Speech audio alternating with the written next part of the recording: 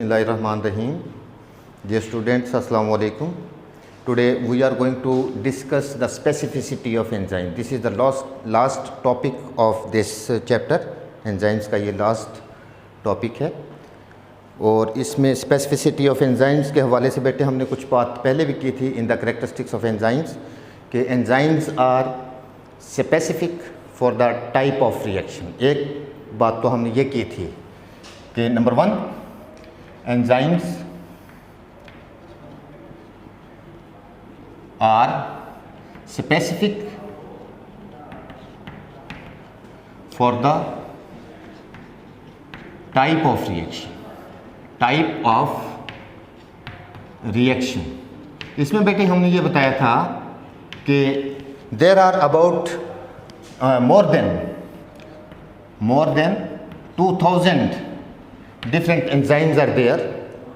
2000 से ज़्यादा मुख्तलिफ़ किस्म के एंजाइम्स होते हैं and each type of enzyme is specific और involved in one particular type of reaction. कि एक टाइप सिर्फ एक ही रिएक्शन करवा सकती है. That's why enzymes are specific for the type of reaction. Number 2, enzymes are also substrate specific. Enzymes are also substrate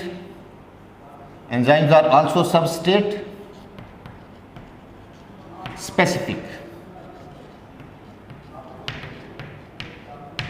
substrate specific भी होते हैं. ये भी हमने करेक्टरिस्टिक्स में बेटे कुछ बताया था कि enzymes are specific for substrates के फॉर स्पेसिफिक सबस्ट्रेट्स. तो enzymes are specific for the specific type of substrate. इसकी हमने बात ऐसे की थी बेटे कि एक ख़ास किस्म के सबस्ट्रेट पे ही एंजाइम काम कर सकता है. तो इसमें हमने एग्जांपल दी थी कि प्रोटीएज एंजाइम से protease enzyme can act only on the proteins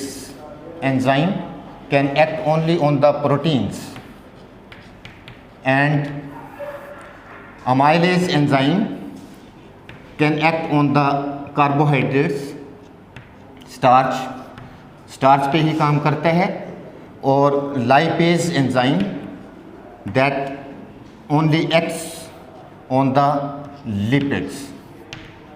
तो इसमें बेटे ये enzymes are specific for the substrate nature of the substrate.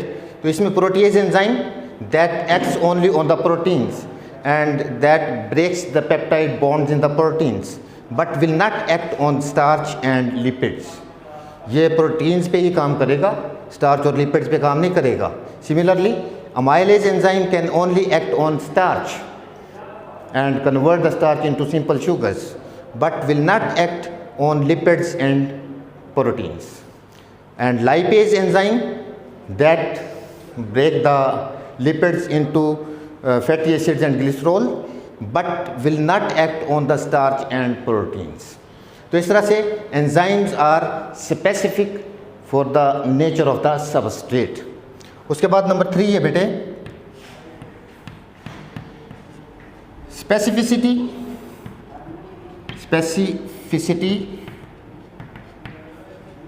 of enzymes is determined can be determined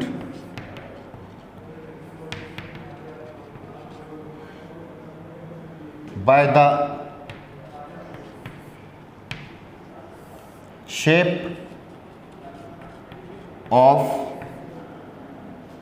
their active sites. Shape of active site जो होती है बेटे देखेंगे. Specificity of enzymes can also be determined by the shape of their active sites. कि उनकी active sites की shape भी वो स्पेसिफिसिटी को डिटरमाइन करती है, मालूम कर सकती है या बता सकती है. This is also the specificity of the enzyme. कि specificity of the enzymes can also be determined by the shape of the active site. कि shape different active sites have different shapes and that shape of the active site is only for one particular type of substrate. तो वो shape भी उसकी specificity को show करती है। तो इसमें एग्जांपल हम ऐसे देते हैं कि अगर if one enzyme is this, अगर एक ये एंजाइम है बेटे,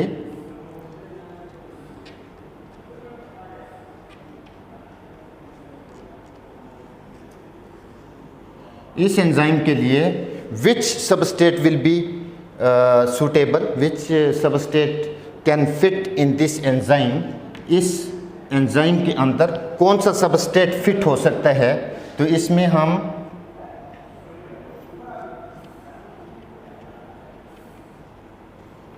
ये आप देख रहे हैं कि सबस्ट्रेट, एक ये सबस्ट्रेट है, सबस्ट्रेट नंबर 1, नीचे लिखते हैं हम सबस्ट्रेट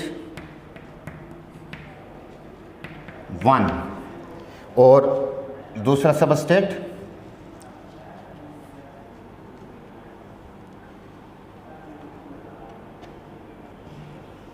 ये आप देख रहे हैं सेकंड सबस्ट्रेट, ये थोड़ा सा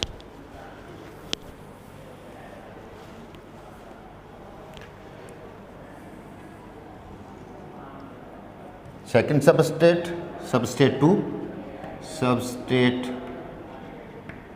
2, और ये एक सबस्ट्रेट बेटे ऐसे ही शो करना होता है कि ये आप नीचे वाला, ये वाला पार्ट जो एक्टिव साइट वाला पार्ट है, इसको आपने ड्रॉ करना है पहले कि ऐसे,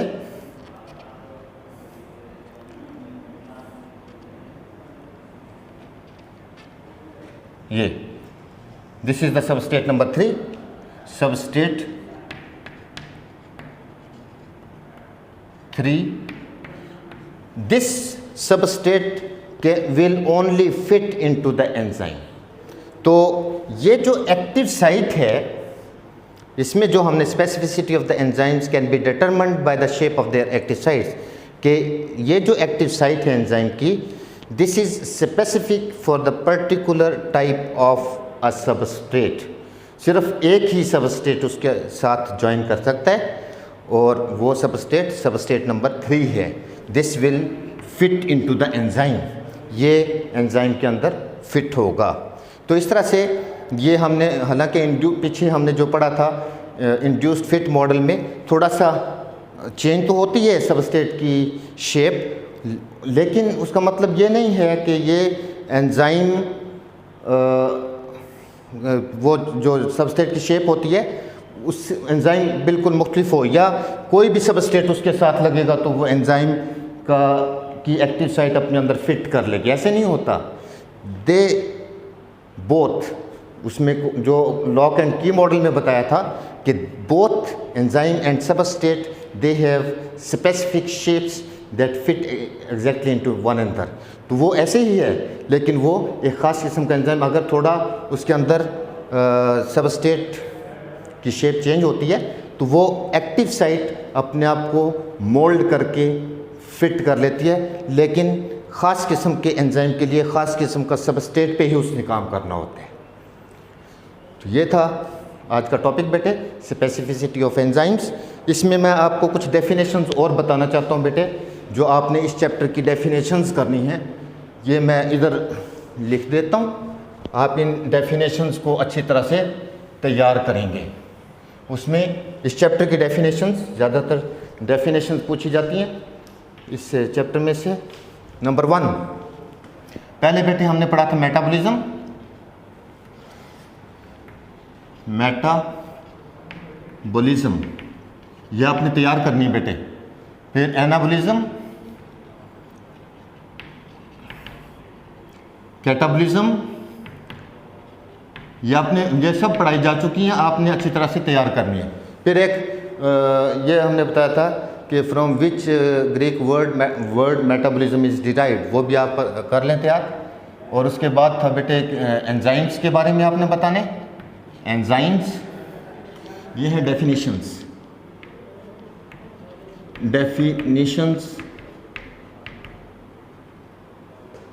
और शॉर्ट आंसर्ड क्वेश्चंस। ये क्वेश्चंस होंगे कुछ शॉर्ट आंसर्ड क्वेश्चंस। तो इसमें एंजाइम की डेफिनेशन आपने बतानी है, उसके बाद सबस्ट्रेट और प्रोडक्ट, उसके बाद बेटे एक हमने बताया था कि how do enzymes lower the activation energy. Activation energy पहले, activation energy, how do enzymes lower the activation energy, how do enzymes lower the activation energy.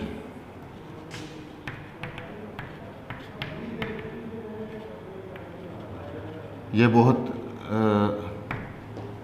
दफ़ा पूछा जाता है एग्ज़ाम में। उसके बाद है बेटे, ये सारी डेफिनेशंस आपने अच्छी तरह से तैयार करनी है। उसके बाद है बेटे intracellular and extracellular enzymes, intracellular and extracellular enzymes.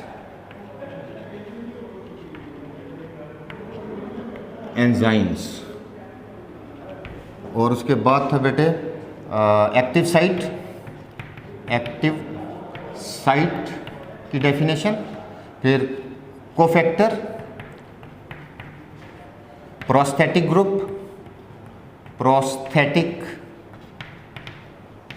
Group और कोएंजाइम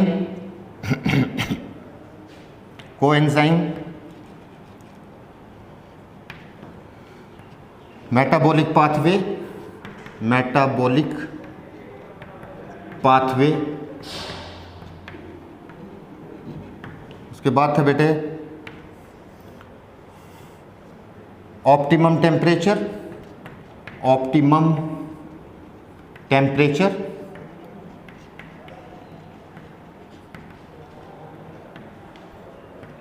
और denaturation of enzymes,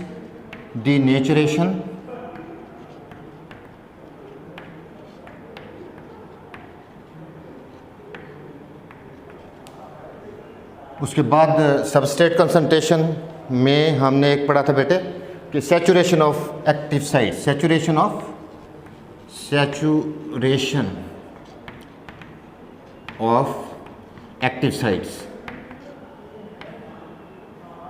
active sites